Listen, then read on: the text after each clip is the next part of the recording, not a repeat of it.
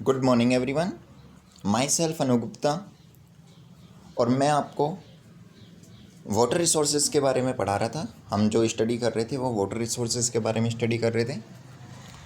Last video में हमने water resources के इंट्रोडक्शन एंड वाटर मैनेजमेंट के बारे में अच्छे से स्टडी किया था। आज इस वीडियो में हम उसका थर्ड पॉइंट यानी मल्टीपर्पज़ प्रोजेक्ट्स के बारे में अच्छे से पढ़ेंगे और second cheese multipurpose project at the centre level या इंडिया लेवल के बारे में बात करेंगे कि कौन कौन से ऐसे मल्टीपर्पज़ प्रोजेक्ट्स हैं जो इंडिया लेवल पर बनाए गए, उनको डिटेल से आज समझेंगे। तो देखते हैं बच्चों, मल्टीपर्पज़ प्रोजेक्ट्स और आगे लिखा हुआ है डैम्स। यानी हम समझेंगे कि पहले तो मल्टीपर्पज़ प्रोजेक्ट्स मीन्स क्या है और फिर डैम्स को मल्टीपर्पज़ प्रोजेक्ट्स क्यों बोला गया है। यानी कहीं ना कहीं इसके कहीं ना कहीं ये रिलेट है डैम्स, तभी इसको मल्टीपर्पज़ प्रोजेक्ट्स बोला है। तो समझते हैं पहले multipurpose project what is the means of multipurpose projects. तो देखते हैं मल्टीपर्पज़ प्रोजेक्ट्स क्या है कि ऐसे प्रोजेक्ट जिनका पर्पज़ क्या हो, मैनी हो, यानी जिनसे अनेक पर्पज़ फुलफिल हो रहे हो, तो उनको ही हम क्या कहेंगे, मल्टीपर्पज़ प्रोजेक्ट्स। जैसे कि समझ में आ गया। अच्छा, एक और चीज़ यहाँ पर डैम्स के बारे में बात करें तो डैम्स को मल्टीपर्पज़ प्रोजेक्ट्स क्यों बोला गया है। कहीं ना कहीं डैम्स से अनेक पर्पज़ क्लियर हो रहे हैं। अब वो कौन कौन से पर्पज़ हो सकते हैं, तो यहाँ देखते हैं, आते हैं अपने चैप्टर पर। देखो बच्चों, फर्स्ट एरो आपको दिया गया है, dams are called multipurpose projects because they are used for various purpose. Like अगर हम बात करें कि ऐसे कौन कौन से पर्पज़ है जो डैम्स क्लियर कर रहे हैं या डैम से हम फुलफिल कर पा रहे हैं, ऐसे कौन कौन से पर्पज़ है, तो ध्यान रखना। फर्स्ट नंबर पर आपको दिया गया है वाटर सप्लाई। कहीं ना कहीं डैम्स के थ्रू वाटर सप्लाई हो रही है। सेकेंड चीज़ इरिगेशन, जहाँ पर वाटर सप्लाई हो रही है वहाँ ड्रिंकिंग के लिए भी और इरिगेशन फैसिलिटीज़ प्रोवाइड हो रही है। सेकंड, थर्ड अगर हम बात करें यहाँ बच्चों, थर्ड आपको यहाँ पर लिखा हुआ नहीं है, यहाँ पर आप लिख सकते हैं इलेक्ट्रिसिटी जनरेशन। Electricity generation. अच्छा, ध्यान रखना बच्चों, जितने भी डैम्स है वहाँ पर मैनी पावर प्लांट्स लगाए हैं जिसके थ्रू हम क्या कर सकते हैं, इलेक्ट्रिसिटी का जनरेशन कर सकें और उनको अनेक स्टेट्स में, अनेक डिस्ट्रिक्ट्स में क्या किया जा सके, प्रोवाइड किया जा सके इलेक्ट्रिसिटी को। आगे हम बात करते हैं ट्रांसपोर्टेशन। आपने देखा होगा कहीं ना कहीं वाटर जो है, रिवर्स है, उनको ट्रांसपोर्टेशन के थ्रू भी यूज़ किया जाता है। One place to other place हम कुछ भी चीज़ पहुंचा सकते हैं, हम खुद जा सकते हैं। आपने नाव, बोट देखी होगी, शिप्स देखे होंगे, तो ये सब क्या है कि ट्रांसपोर्टेशन का वर्क भी फुलफिल कर रहे हैं। आगे हम बात करें फ्लड कंट्रोल, कि कहीं ना कहीं पानी को अगर हम बात करें, कुछ ऐसी रिवर्स होती हैं जिसमें रेनफॉल के टाइम में उनमें ओवरफ्लो पानी हो जाता है। अगर मैं एग्जाम्पल के थ्रू बात करूँ तो दामोदर रिवर, आपकी महानदी रिवर, तो कोसी रिवर, कुछ ऐसी रिवर्स है जिसमें पानी ओवरफ्लो होने के कारण वहाँ पर आसपास, अब जब ओवरफ्लो होगा तो क्या होगा, अगर मैं कहूँ ये जैसे एक रिवर है, अब इसमें रेनफॉल ज़्यादा हुई तो अगर ओवरफ्लो होगा तो क्या होगा, ये पानी आसपास के एरियो में जाएगा और आसपास के एरियो में जब जाएगा तो उनके यानी कहीं ना कहीं उनका जो शेल्टर है, जो रहने का, जो जिस मकान में रह रहे हैं उनमें पानी जाएगा जिससे इनको नुकसान होगा, तो वहाँ पर कहीं ना कहीं दुख बना रहता है। तो इसलिए उसको कंट्रोल करने के लिए डैम्स भी कहीं ना कहीं बहुत ज़्यादा, वो कैसे, आप अगर एग्जांपल दूं तो ये रिवर अगर मान लो इसमें पानी ओवरफ्लो हो रहा है तो कुछ ऐसे कैनाल्स निकाल देनी। कैनाल्स निकालने के थ्रू, इन कैनाल्स के थ्रू क्या होगा, आसपास एरियो में उस पानी को डिवाइड कर दिया जाएगा, डाइवर्ट कर दिया जाएगा। इससे पानी ओवरफ्लो नहीं होगा और फ्लड कंट्रोल हो जाएगी। तो ये कुछ वो हो सकते हैं फ्लड कंट्रोल भी। एक फिशरीज, ताकि कई जो परिवार है, फैमिलीज है, उनका रोजगार चल सके। अच्छा, ड्रोट कंट्रोल। ड्रोट मीन्स बच्चों मैंने आपको बताया भी था, ड्रोट मीन्स होता है सूखा, अगर मैं हिंदी में बात करूँ, और मैंने हिंदी में इसलिए बताया क्योंकि इसको हम हिंदी से अच्छे समझ सकते हैं। सूखे को इंग्लिश में ड्रोट बोला जाता है। और होता क्या है ड्रोट, कि ऐसा एरिया जहाँ पर रेनफॉल क्या हो, बहुत कम हो, और जब रेनफॉल कम होगी तो बच्चों क्या होगा, पानी की कमी होगी, वाटर की कमी होगी। इससे हम कह सकते हैं इस कंडीशन को क्या कहते हैं, ड्रोट। तो ऐसी कंडीशन, ऐसे एरियो के लिए पानी प्रोवाइड करवाना ताकि ड्रोट को कंट्रोल किया जा सकता है, ये भी डैम एक फुलफिल कर रहे हैं। नेक्स्ट है टूरिस्ट स्पॉट। अगर मैं बताऊं बच्चों तो जो डैम जैसे एरिया जहाँ पर, वहाँ पर बहुत अच्छा देखने का वो होता है, इसलिए इसको हम कह सकते हैं डैम्स जो है टूरिस्ट स्पॉट भी। अगर मैं एग्जांपल के थ्रू आपको मैप दिखाता हूँ, 1 मिनट, ये आपको दिया हुआ है, देखो ये अपना जो एक डैम है। अगर ये डैम की अगर मैं नाम बताऊँ तो ये भाखड़ा नांगल डैम का आपको दिया गया है। ये आसपास अगर इसकी लोकेशन देखो तो बहुत अच्छी लगती है, इसलिए इसको हम कह सकते हैं ये टूरिस्ट स्पॉट के भी बहुत काम आता है। यहाँ पे बहुत बाहर से बहुत लोग आते हैं ताकि अच्छा उनको फील हो, ये फ्री टाइम यानी देखने के लिए। तो ये डैम की कुछ लोकेशन है, ऐसे वो पानी रोकता है और जब ज़रूरत हो तो उसको खोलकर आगे उसको प्रोवाइड किया जाता है। आगे हम बात करते हैं, तो ये कुछ मेजर वर्ड्स हैं जो कि कौन कर रहा है, डैम्स के थ्रू प्रोवाइड हो रहे हैं, कंप्लीट हो रहे हैं, फुलफिल हो रहे हैं, इसलिए डैम को क्या कहा जाता है, मल्टीपर्पज़ प्रोजेक्ट।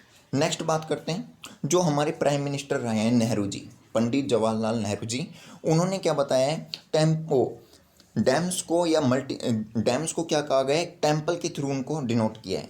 क्यों, अगर मैं बताना चाहूँ तो आपको पता है पानी जो है कहीं ना कहीं पानी के बिना हम जी नहीं सकते। अच्छा, जहाँ पानी ज़्यादा है, फ्लड आ रही है, वहाँ भी नुकसान है, और जहाँ पानी बिल्कुल नहीं है वहाँ पे ड्रॉट के कारण लोग परेशान हैं। अब डैम ने क्या किया, जहाँ पर रेनफॉल ज़्यादा हो रही है, फ्लड आ रही है, वहाँ पर कंट्रोल किया कैनाल्स के थ्रू निकालने के बाद, और जहाँ ड्रॉट है कैनाल्स के थ्रू उनको वहाँ पर वाटर सप्लाई किया। तो इसलिए हम कह सकते हैं कि वहाँ के लोगों के अंदर क्या हुआ, खुशहाली आई, डेवलपमेंट हुआ। इसलिए एक तरीके से इन्होंने टेम्पल की तरह काम किया, डैम ने क्या किया, टेम्पल। इसलिए पंडित जवाहरलाल नेहरू ने इनको क्या कहा है, the temples of modern India. इस चीज़ का ध्यान रखना बच्चों, मैंने इन्वर्टेड कॉमा में भी क्लोज किया है इसको।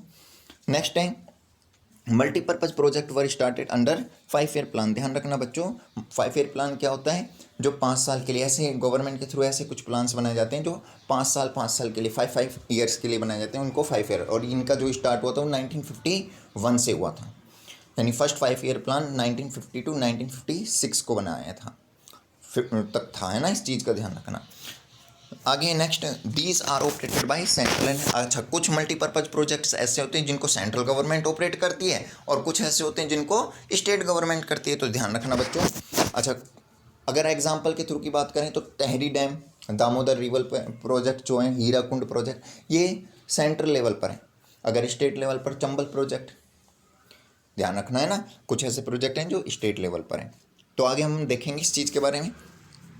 नेक्स्ट है अपना, तो ये कुछ क्वेश्चंस दिए गए हैं बच्चों, वाई डैम्स। अब आपको इसके आंसर नहीं लिखना, ओनली क्वेश्चन राइट करने हैं नोटबुक में, अगर आप नोट्स बना रहे हैं। इसका रीज़न क्या है यहाँ पर क्वेश्चन देने का, कि हमें पता होना चाहिए कि हमें क्वेश्चन कैसे पुट किए जा सकते हैं। तो पहला है, why dams are called multipurpose, बता ही सकते हैं, अभी अपने स्टडी की इस बारे में। और सेकंड अपना है, which project in India are operated through state and central government, कि कौन कौन से ऐसे प्रोजेक्ट हैं जिनको सेंट्रल गवर्नमेंट ऑपरेट कर रही है, और कौन से ऐसे प्रोजेक्ट हैं जिनको स्टेट गवर्नमेंट ऑपरेट कर रही है। इस चीज़ का ध्यान रखना है ना। आगे चलते हैं अपन, ये अपना डैम है एक, आपको वो दिया गया है।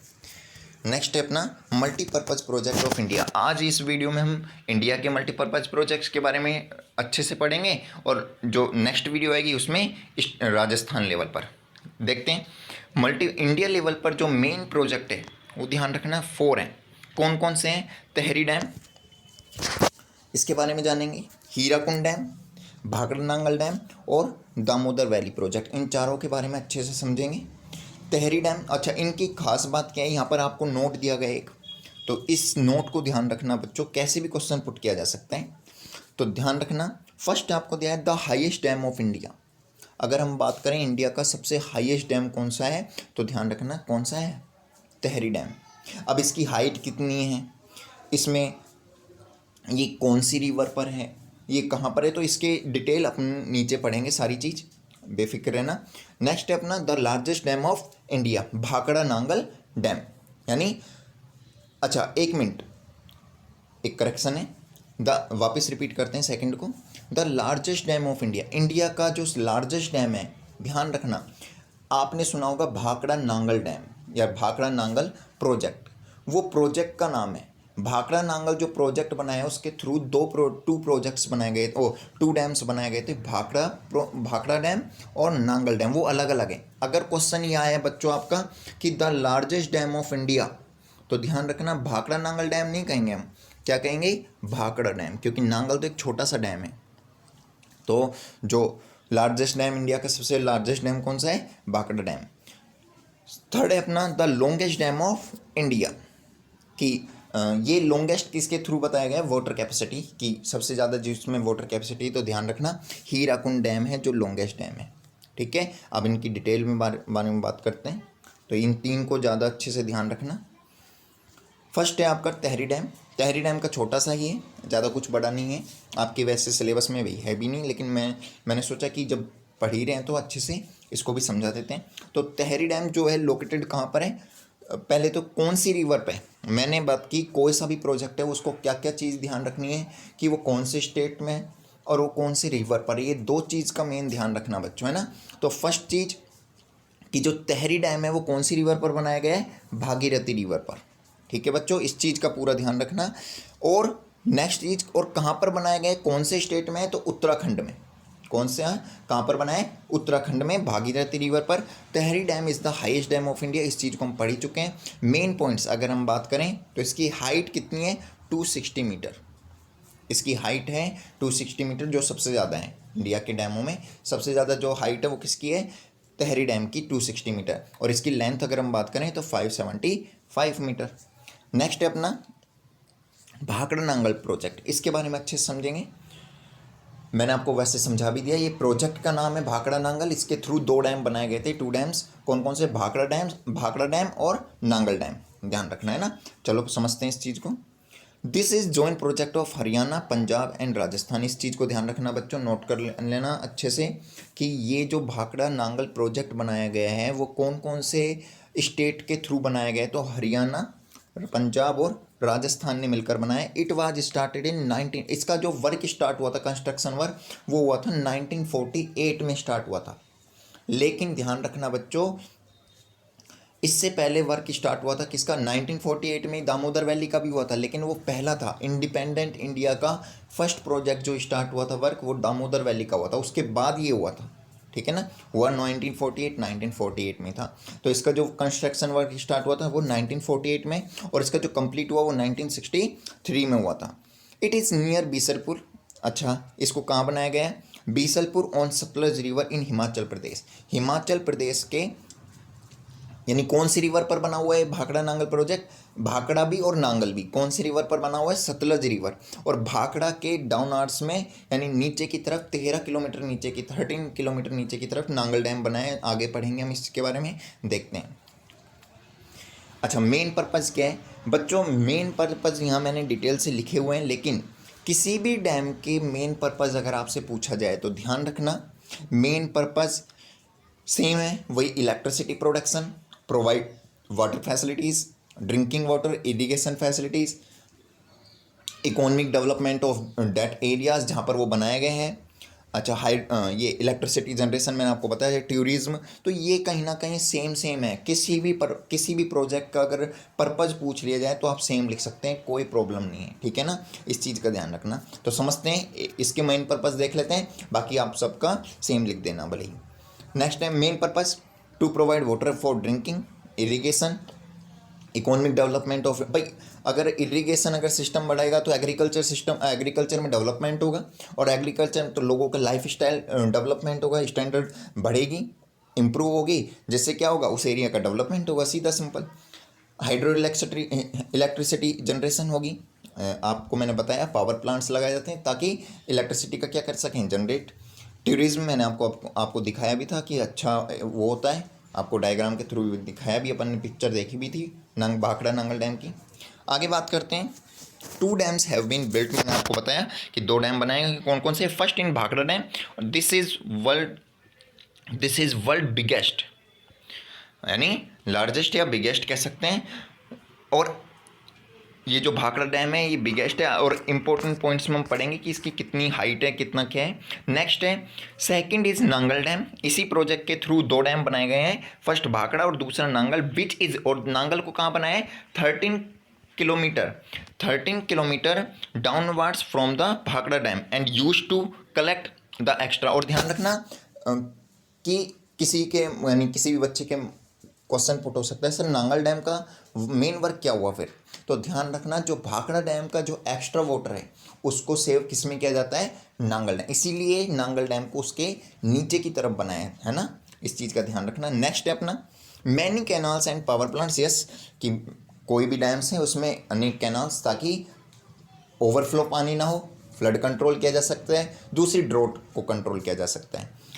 Bhakra is the temple of modern, ध्यान रखना दो क्वेश्चन पुट हो सकते हैं, एक तो डैम को मल्टीपर्पज प्रोजेक्ट को टेम्पल ऑफ मॉडर्न इंडिया कहा है पंडित जवाहरलाल नेहरू ने, और किस डैम को अगर क्वेश्चन पूछा जाए तो ध्यान रखना भाखड़ा डैम को, क्योंकि सबसे पहले वर्क यही ही बन के स्टार्ट हुआ, काम स्टार्ट हुआ था दामोदर का, काम पहले कंप्लीट हुआ वो भाखड़ा का, ध्यान रखना है ना। अब इंपॉर्टेंट पॉइंट्स में देखते हैं बच्चों।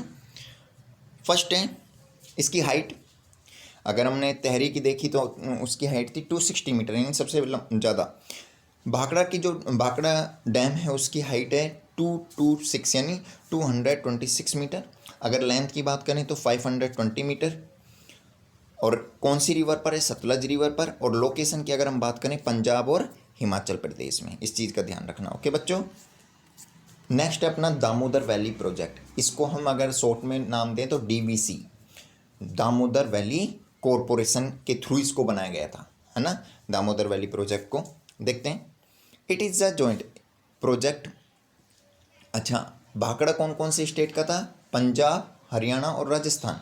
अगर हम बात करें दामोदर वैली प्रोजेक्ट तो वो किस किस का है, बंगाल और झारखंड, यानी दामोदर वैली प्रोजेक्ट बंगाल और झारखंड का है। It was started in 1948 AD, 1948 में इसका काम हुआ था, मैंने अभी बताया भी था।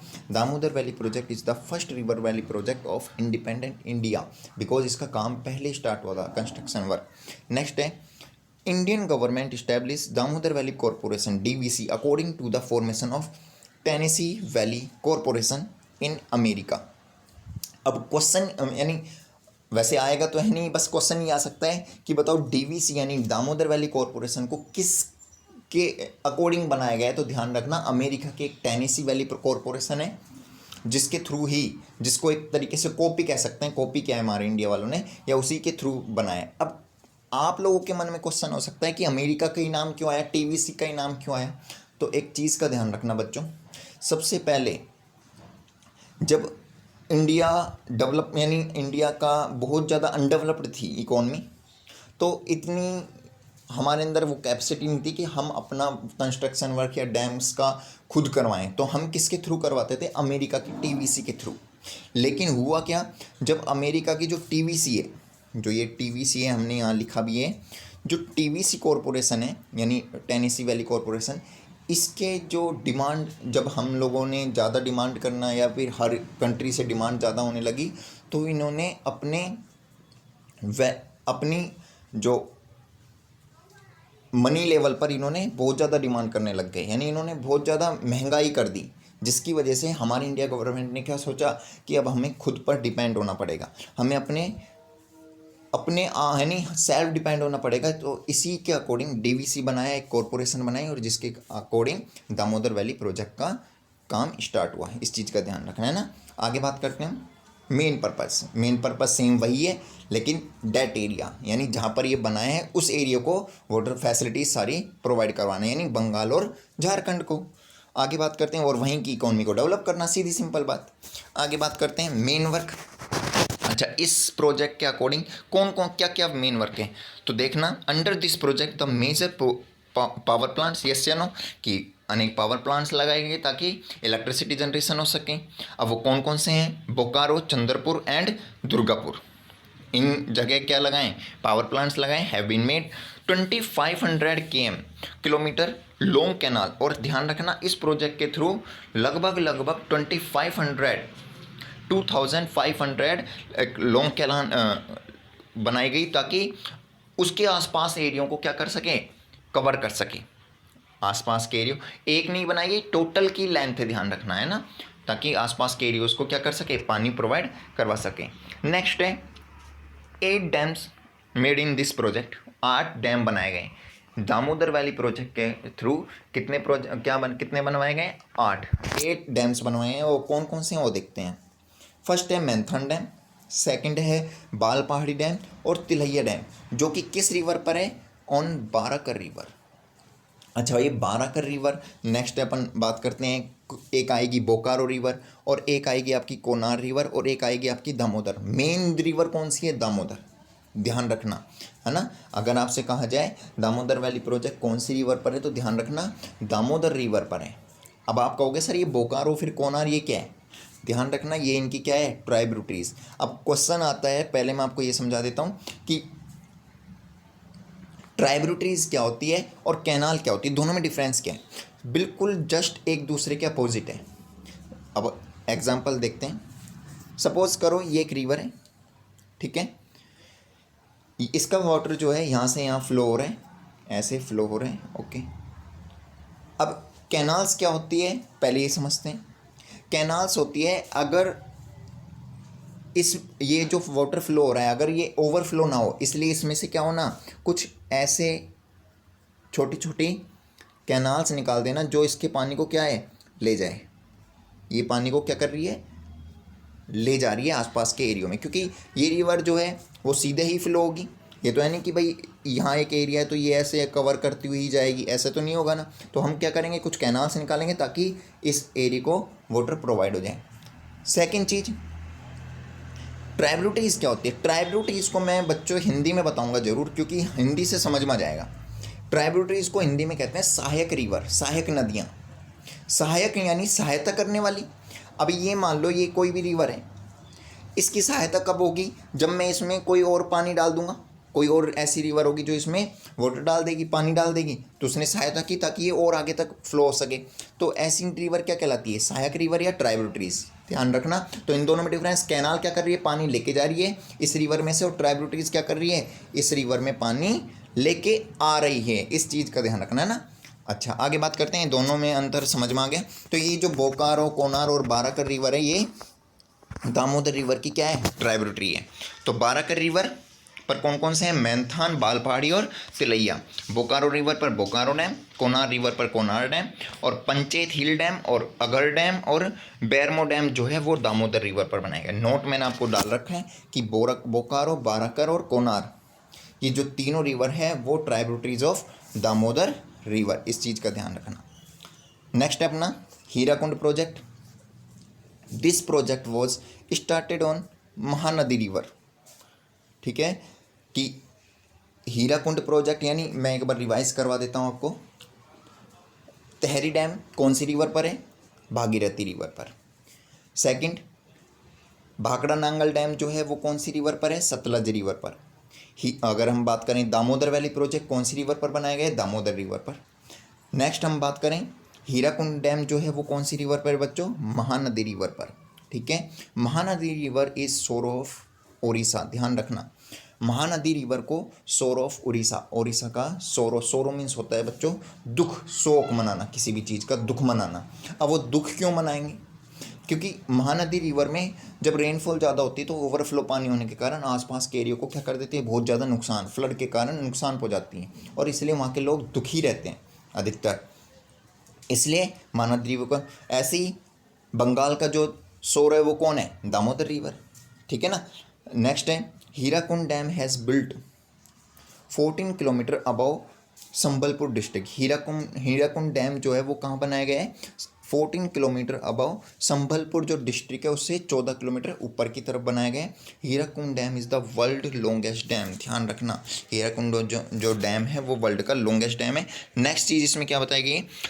This project has been completed in 2 phase. इसका जो काम हुआ वो 2 फेज़ में कंप्लीट हुआ है। फेज़ जो ध्यान रखना अच्छे से ना, वो कौन कौन से फेज़, क्वेश्चन आ सकता है। Hirakud dam was built in Orissa. First phase में क्या हुआ कि हीराकुंड डैम बना गया है उड़ीसा में, along with construction of 2 canal, और उसके साथ ही क्या बनाया? 2 कैनाल भी निकाली गई in first phase. First phase में हीराकुंड डैम और 2 कैनाल्स बनाई गई। अब वो 2 कैनाल कौन कौन सी है? बोरगढ़ कैनाल और संबलपुर कैनाल। और यानी फर्स्ट फेज में क्या हुआ? हीराकुंड डैम बना दिया और उसी के साथ क्या बना दी? 2 कैनाल, कौन कौन सी? बोरगढ़ और संबलपुर। सेकंड में क्या हुआ? 4 पावर प्लांट्स इस्टेब्लिश किए, डेवलप किए, और यानी हमें क्या ध्यान रखना है? फर्स्ट फेज में हीराकुंड डैम और 2 कैनाल, सेकंड फेज में फॉर पावर प्लांट, ताकि इलेक्ट्रिसिटी का क्या हो सके, जनरेशन। तो ये इस चीज़ का ध्यान रखना बच्चों। आज का चैप्टर अपना यहीं तक क्लियर होता है, यानी हमने इंडिया लेवल तक अपन ने आज तक क्लियर कर लिया। नेक्स्ट वीडियो में जो आपको समझाऊंगा मैं बच्चों, वो राजस्थान लेवल पर कौन कौन से प्रोजेक्ट हैं। तो अच्छे से समझ में आया होगा, आप इसको नोट करेंगे तो ज़्यादा अच्छा रहेगा, है ना। Okay, thank you.